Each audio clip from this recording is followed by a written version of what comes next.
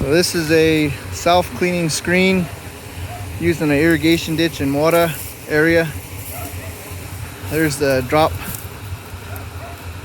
pipe, drop structure. Basically water goes from this irrigation ditch onto that screen, and when that screen is self-cleaning, those are basically brooms, and it brushes off debris that accumulates on top. And it looks to me like the screen is probably 3/16 punch plate. And then there's the company that makes it.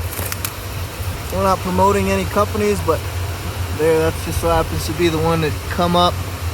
Then there's this one is actually water powered. Water hits those paddles and turns it, and so it doesn't need an engine. Self-propelling with water.